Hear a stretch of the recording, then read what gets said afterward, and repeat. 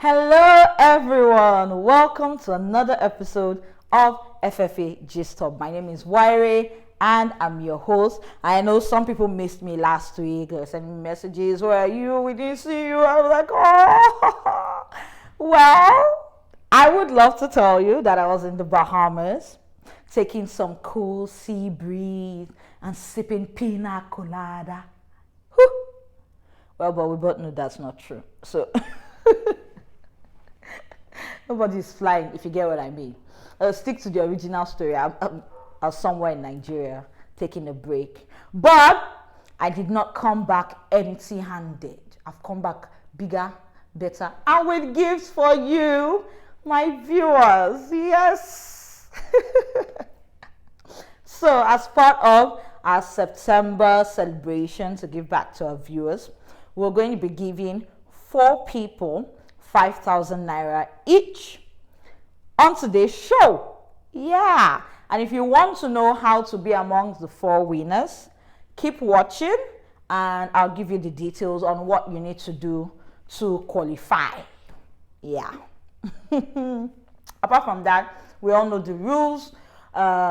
If you've not subscribed to this YouTube channel, click on the subscribe button that is right below and drop your comments on anything I say. You don't have to agree with me. All is fair in love, war, and fashion. Don't ignore my Hajia vibes. We start today's episode with a tribute to Chadwick Boseman.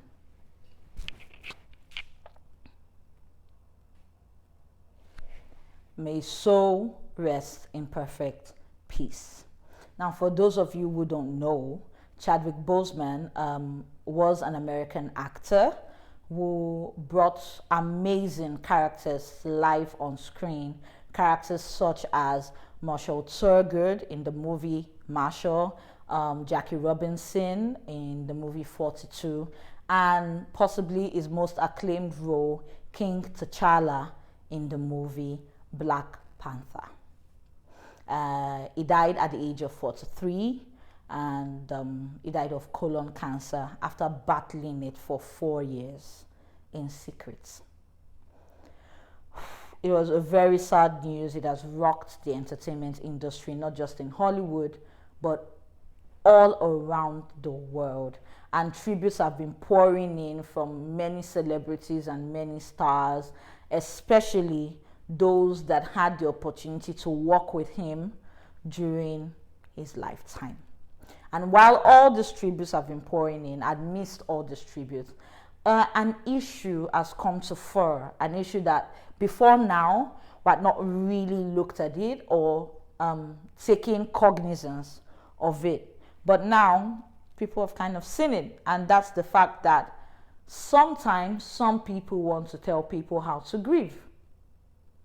And first we had Angela Okorie, a popular Nollywood actress, who dropped a video on social media calling out people that had been posting Chadwick Boseman's picture, saying, why didn't they post his picture when he was alive and sick? Why is it that it's now that he's dead that they are posting his picture? Basically saying they are hypocrites and that we prefer to celebrate the dead rather than the living. Don't watch the film. When he was sick for 4 years, why didn't you people post his pictures like that and pray for him? Now he's gone. Oh my God, he was such a nice guy. When I was shocked, I thought you guys said it was fake. No, focus. I thought you said it was fake. Huh? And while that is happening on one side of the coin, on another side of the coin, there was outrage on social media against some cast of the Marvel Cinematic Universe, namely Lupita Nyong'o and Elizabeth Olsen. And this was because they didn't put a tribute online to Chadwick Boseman. And then we had Omari Hardwick. He starred as Ghost in the series Power. And he went on social media to put a tribute to Chadwick Boseman with a video of himself receiving an award at the NAACP Image Awards. And he had a lengthy write-up that he put with the video where he basically said talked about the conversation he had with Chadwick Boseman at that event, and how Chadwick Boseman encouraged him to go and collect his award, that he had worked for it and he deserved it. And at the end, he put a comment where he said that a wise man told him that no crown is wasted. When one man drops his crown, another man picks it up. And from King Chadwick to King Hardwick, he will pick up the crown and he will run with it. Now that is the bit that got a lot of Chadwick Boseman fans angry, and they went after him. People saying that he was using Chadwick's death for clout, and it was never in the same range as Chadwick Boseman, so you should never say that they are competition. It got so bad that he finally had to disable the comment on the post. And this is it. First off, you can't tell people how to grieve. Some people would grieve publicly and openly. Some people will grieve quietly. And this is not just about Chadwick Boseman's death. Even in African culture, here in Nigeria, when somebody dies, we prefer people to cry in public, roll on the floor, jump into the grave. We will not be begging them to come out so that we can bury the person. Now, while that is good for some people and they are willing to do that, for some people, they don't want to. Some people would be stoic in private. They would not cry. But you're not there when they go to their rooms in the night. You don't know what the tears they're using to wet their pillow. It doesn't mean they didn't care about the person. It's just their own way of grieving. And we should let people grieve whichever way they want to. The fact that somebody wants to grieve in public and put a tribute online is good. It doesn't make the person an hypocrite. It also doesn't make the person's grief more genuine than the person who didn't put a tribute online.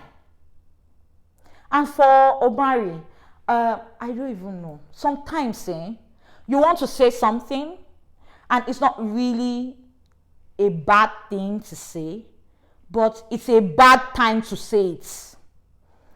Classic example. If this, like in Nigeria, when people die, you want to share their property and all that stuff, and it happens all over the world. But you would not now say somebody dies today, you now want to start talking about, oh yeah, let's share the property, let's share the property. No. Will the property be shared? Yes. Is it the right time to start clamoring for the property to be shared? No. That's just the case of what happened with Omari. We all know that people would have to, other black actors would apply for roles that normally Chadwick Boseman would have been picked for. But is this the time for you to say that when they've not even buried him? It's not. And I understand why people got upset at it. No matter its justification, it was a wrong time to say that kind of stuff. Yeah. So don't compel people to grieve like you are grieving. Grieve your grief. Let the other person grieve his own grief in peace. Besides, a special person died. This should not be an opportunity for people to come on social media and see it as a means to drag people or run other people down. It's not necessary. You know? Live and let live. Moving on. Recently, Tiwa Savage dropped her album, Celia. And the album has been getting a lot of good reviews, especially from the international community. But not so great reviews here in Nigeria. And I think we should take into fact that good number of downloads does not necessarily translate into great reviews. Yeah. So she has been on a lot of shows abroad, virtually, and she has been talking about the album. And maybe a lot of people seem to like it. It's not a bad album, or it's a good album. It sounds really nice, and I think it's nice. It's okay. But I think the problem why it has not really taken roots in Nigeria is the fact that people see that they are trying to pin a socio-political theme or tag to the album. Like they are rebranding Tiwa to be this activist for feminism or this socio-political activist. And this is Tiwa before that has come on record to say that she's not a feminist though. But they've been asking her questions in all these interviews abroad that, oh, what's your take on feminism and being a feminist? And she has been saying stuff about it. I'm not saying people can change their mind. You can change your mind. You can decide that, oh, you can say, I'm never going to be a doctor. And then a couple of years down the line, you say, I want to be a doctor. That's fine. But what I'm saying is, when you want to make a transition into being into rebranding yourself, it should be smooth. And I think that it's because she's being managed by an international record label now. So they've probably looked at the whole situation happening around the world and they just feel this is a nice way to sell the album.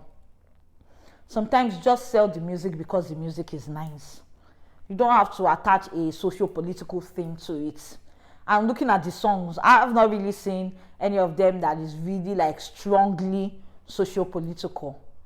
It could also be that Tiwa feels that she wants to concentrate on the international market as opposed to the Nigerian market. Maybe she has conquered this space and she wants to spread tentacles, which is good.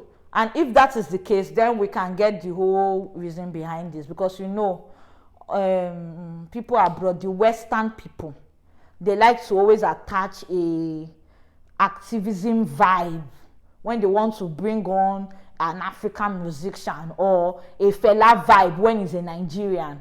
And I'm not joking. When you see Burna Boy, there's this whole fella vibe when they're talking about him. They must reference fella. Check all his interviews. When you are talking about whiskey too, they must reference fella. And I guess that's what they're also doing with Tiwa, referencing fella and all that stuff. Well, the album is a good one. But like I've said, for our songs that she has released recently, they just lack that spark. They just lack that spark. So it's just there. But check it out. Listen to it if you have not yet listened to it. All man's food is another man's poison. Yeah, and fashion has moved into politics, or politics have moved into fashion. They have actually moved together. As Adidas creative director Paul Golding has resigned after 20 years of working with the Adidas brand. Now, this resignation came a few days after he dropped a comment on social media stating that the 17-year-old boy who murdered two Black Lives Matter protesters in Kenosha, Wisconsin, was a victim too. Yeah, like how do you say that kind of thing? Now, if you read his full post, you will see he wasn't really trying to say something very... How do I put it now? He wasn't trying to say something bad. He was trying to say he had good intentions. But what he was saying, he was not saying it at the good time. Because when you read his post, he said that the boy is a 17-year-old boy and we should look at what kind of upbringing did he have, what kind of things did his parents tell him, who gave him the gun for him to want to go out and do that kind of thing. And so he shouldn't be the only one punished, his parents should be punished. Heart in the right place, words not so good for this time. Looking at the tension and everything that has been going on with Black Lives Matter, he really did not expect people to take it the right way. And also looking at the fact that if that was a 17-year-old black boy, whether you like it or not, a lot of people are going to wonder, would he have been given the opportunity to be restrained, or would they have shot him and killed him on the spot? So people didn't receive it well. There was a lot of backlash. And Adidas jejely, a few days later, released official statements that, oh, he has resigned and they appreciate him for all the work he has done and how he has helped them and this and that, which we all know means, Oga, don't come and pour sansan inside our gari, carry your problem and go. So, Oga Paul, we wish you well. Like my mother will always say, there's power in the tongue and power in your fingers as you type. Don't just wake up in the morning and open your mouth, wow, and say whatever comes to you. Think about it. Is it the right time to say what you want to say? Sometimes it's just better to keep quiet until another time. Oga Paul, all the best though. And while we're still talking on fashion, Cardi B is the new face for Balenciaga. Hey! And she had this amazing photo shoot for their campaign ad, and she has been put on a billboard just beside the Louvre in Paris. In the photo shoot for Balenciaga, she was wearing a black jumpsuit with a neo-colonial bag and toys and a slide, and it was really a fantastic picture. All those toys there, it's like she's grooming culture to become a fashion brand ambassador. Because the kind of style vibes culture has even been dropping recently, it's enough to make me grown woman afraid. But it's a good one for Cardi. She went on Instagram to express how happy she was. According to her, she remembered how she felt the first time she saw her face on a billboard in Times Square, New York, and she feels super ecstatic now. The only thing that would have made it better for her is if she was in Paris to see it herself. We're happy for Cardi B, and even though this is the first time Cardi B is working as the new face for a major fashion luxury brand, Cardi B is not new to the European fashion scene. In recent times, she has been seen at major fashion shows like the Paris Fashion Weekend and Chanel shows and Tom Ford and many others like that. So if you ask me, I think that Cardi is being very strategic. Yes, and everybody knows that Cardi B does not hide the fact that she wants to spread her money. Even when she came to Nigeria, she said this in an interview, that she likes to spread her money so that her children will have something to inherit. So Cardi B, you can adopt me. Yes. Don't look at me that I'm full grown. I'm still a child on the inside. I'm a child. You can adopt me and I'll be your child. I'll be culture's big sister. Nobody should say anything about my age. I'm still young. Oh, so to our discussion for this week's episode. I saw a video on Twitter and I just laughed and laughed and laughed. Boy meets girl. They decide to go on a date. And they get to this date, nice ambience, everything fine, everything pink. And they sit down and they want to start having a conversation on getting to know each other. And then this guy asks the girl, where do you see yourself in 5 years? That is where the wahala started. God no go shimoso. So I went on a date with this guy, yeah? He's a guy some of you might know, but I won't mention names. It was supposed to be a perfect date. Seaside, candlelight, good food. And we're supposed to try to know each other, like get to know each other first date now, as courtesy demands. And this guy came up with questions like, where do you see yourself in the next 5 years? And I'm like, balance me here real quick. Am I on a date or attending an interview? Like, I don't understand. Guys, you really need to learn the kind of questions you'll be asking on the first date. Then I asked Mr. Man, what's your retirement plan? Let's be petty together now. Me too, I know how to be petty. And so I told my friend, and my friend was like, I felt you shouldn't have done that. Please, have I done anything wrong? If you were in my shoes, what would you do? Girls, what's the weirdest questions you've been asked on a date? Because after that question I asked, we all went our separate ways. And that was it. Tell me, what's the weirdest questions you've been asked? Let's discuss. Hi guys, so yesterday a lady made a video speaking of how a guy on the first date was asking her what her plans were for the next 5 years. Let's cut the story. I'm the guy she was referring to, and I am not ashamed to ask you what your plans are for the next 5 years because I'm only trying to know you. I want a lady that prepares for the future. If you don't plan for the future, you're already planning to fail. And I don't want that for myself or for my family. Let's even know what we are doing before we dabble into anything or get into it. So it's not too much to ask you on the first date, what are your plans for the next 5 years? Where do you see yourself? And then you get angry and walk out on the date, you walk out on me. Does that even make sense? So I'm asking you, what are your plans for the next 5 years? Am I wrong for asking? Is it too much to ask? Now, a lot of people have been dropping their comments on social media. People are saying it's not appropriate first date question. Some people are saying, and the girl should have answered. He wants to know what he wants to know. Now, this is it. I want you in the comment section to drop your comments. What do you think are appropriate first date questions? Questions to ask on the first dates. For me, I didn't even know there was a rule book about questions to ask on a first date. Because I've been on a first date before that somebody asked me whether my menstrual cycle is regular. Don't laugh. Apparently, it was a doctor. I don't know why he was asking. Maybe he wanted to diagnose me if there's something wrong. But that's what he asked. And I didn't get offended. But hey, to each his own, different strokes for different folks. So I didn't know there was a rule about these questions to ask on the first date. And bearing also in mind that in one of Steve Harvey's many books about relationship, he has actually said that that's a good question to ask on the first date, so that you know where if the person is thinking ahead. But secondly, apart from that one,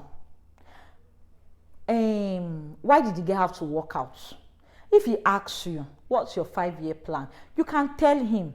You don't have to go into the details. For those people that are saying, why do you want to share that with a stranger? You don't have to go into the details. But you can talk about you can just skim the surface and say, oh, in 5 years' time, I want to be in a good place in my career. I want to be married. I want to have a house. I want to have a car. You can talk about those things. Just mention those things. You don't have to go into the details of how you plan to do it or what you are doing to get it done. I really didn't see it as an issue that should have caused the date to scatter. Then the boy to have problem. Uncle, she put the video, she did not mention your name. Maybe she just put it out there to catch fun, get people's opinion. Why did you have to do your own video and put it out too?